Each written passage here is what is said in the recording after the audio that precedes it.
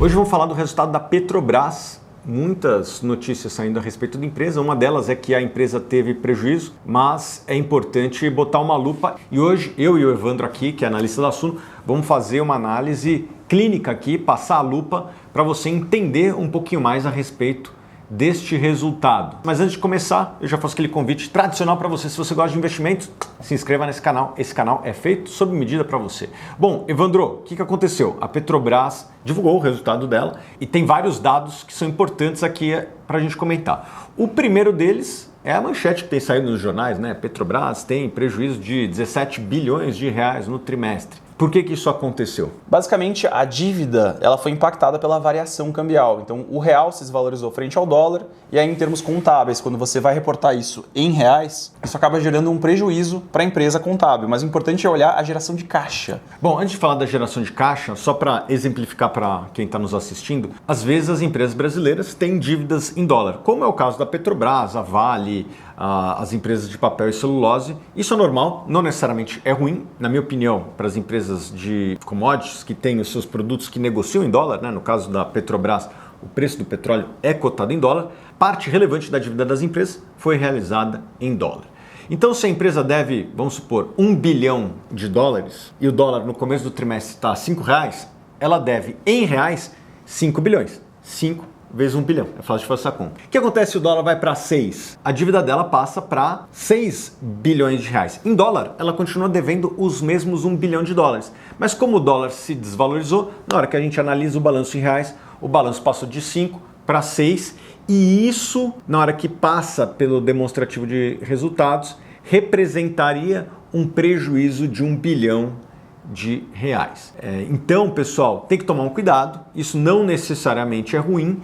Uma das sugestões que nós damos para analisar parte dessas empresas que são produtoras de petróleo ou commodities negociadas em dólar é que você analise em dólar também o balanço dela. Uma vez eu estava conversando com a diretoria financeira da Vale, uns tempos atrás, não é nem atual, e eles falavam, aqui a gente pensa em dólar, a nossa empresa, a gente não pensa muito em reais. Afinal, eles vendem em dólar e parte da dívida deles, a maior parte, é em dólar também. Então, é natural que em alguns trimestres, principalmente esses trimestres que o dólar sobe muito forte, como foi o último trimestre do ano passado, todo mundo acompanhou aí, o dólar foi de 5 e alguma coisa para 6,30 e isso impactou o resultado das empresas, principalmente na hora que a gente metrifica em reais. Então, este é um dos pontos que tem que ser analisado e neste trimestre teve um impacto de 6 bilhões de dólares, é mais do que prejuízo. Ou seja, na hora que a gente analisa em dólar, a empresa não teve este prejuízo. Foi Exato. Na hora que a gente metrifica em reais. A empresa continua saudável, a alavancagem em termos de alavancagem por EBITDA em 1,3 vezes, o que é bastante saudável considerando a geração de caixa robusta da Petrobras, né? Sim, é saudável. Agora, nem tudo são rosas. Vamos falar das notícias não tão boas. O endividamento da empresa tem subido, 1,3, 1,4 é o maior endividamento dos últimos 2 anos.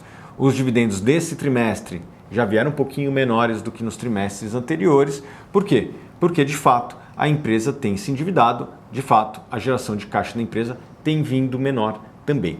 No último trimestre do ano, o preço do dólar subiu e muitos importadores de derivados de petróleo reclamavam de que a paridade não estava sendo cumprida.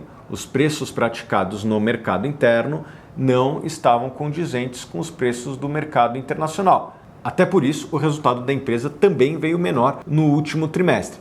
Não foi positivo por esse aspecto. A boa notícia é que o dólar já começou a cair, a própria Petrobras fez um reajuste e o preço do Brent também caiu um pouquinho lá fora. Então, para o primeiro trimestre, não vejo aquela dicotomia do preço internacional para o preço do mercado interno. Provavelmente já vemos, no momento que a gente está gravando aqui, um equilíbrio maior entre o preço que é praticado fora e dentro do Brasil. Eu acho que o que assustou muito também o mercado foi o CAPEX, né? A empresa ela tem investido bastante e a rentabilidade desses projetos ela pode ser um pouco contestada. Será que os gestores estão pensando em oferir uma rentabilidade para o seu acionista nesses projetos ou tem algum fim diferente, né? Esse é o maior investimento, acabou combalindo a geração de caixa da empresa. Então, o fluxo de caixa livre, depois que você subtrai todos os investimentos, ele reduziu muito por conta desses investimentos. A Petrobras ela antecipou o CAPEX de um projeto da bacia de Búzios, né, que é do pré-sal. O pré-sal é realmente uma reserva muito rentável, que tem um lifting cost, um custo de extração muito baixo, né, e ela antecipou um pouco desses investimentos e isso acabou causando essa pressão nos investimentos, no CAPEX. Dito isso, por enquanto eu não vejo como uma preocupação. Foi um investimento feito na reserva do pré-sal, que todo mundo acompanha, é uma reserva bastante competitiva, tem custos de produção, como o Evandro falou, bastante competitivos. Isso tem potencial de gerar resultados muito interessantes. De todos os investimentos disponíveis para a Petrobras, esse é possivelmente um dos melhores. Isso aqui é um ponto de atenção, nós temos que monitorar e ver se nos próximos trimestres os resultados frutos deste investimento vão vir melhores. Então, tem ponto de atenção no endividamento, tem ponto de atenção nessa antecipação de investimento. Será que esse investimento vai ser bom? Tem ponto de atenção na geração de caixa da empresa, que tem sido menor do que poderia. Tem ponto de atenção também nos preços praticados no quarto trimestre, que no primeiro trimestre do ano tem se mostrado mais em linha com o mercado internacional. Então, pessoal, nada disso é motivo de pânico. Tanto é que depois de soltar o resultado, as ações lá fora desabaram e depois que os números foram sendo digeridos, a queda se intensificou, né? Ela se moderou, ainda está em queda hoje, mas uma queda muito menor do que começou, porque o mercado está entendendo que existem pontos de atenção, mas que não representa uma ruptura drástica dos excelentes resultados que a Petrobras vem entregando aí desde 2017, 2018. Mas são pontos de atenção. Repito, geração de caixa, endividamento, a própria queda do dividendo como consequência, essa antecipação dos investimentos e, por último, né, aquela headline, aquela manchete, Petrobras gera prejuízo, ainda mais num ambiente com os nervos à flor da pele e intensificados pelas discussões políticas, é natural que essas notícias elas reverberem.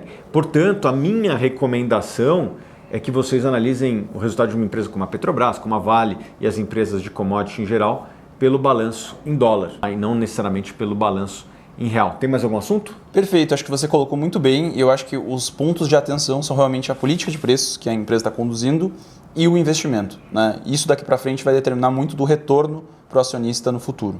Sim, e existem oportunidades de investimento que podem ser muito boas, o próprio pré-sal, quem sabe a margem equatorial, que poderia ser um pouco mais rápido aí se dependesse do poder público. A margem equatorial tem muito potencial, porque se você compara a Guiana, o Suriname, todos esses lugares já estão explorando, é muito próximo à margem equatorial e o petróleo parece ser de boa qualidade, enfim. Pode ser um projeto que traz muito retorno para o acionista da Petrobras. Então é isso, Evandro, muito obrigado.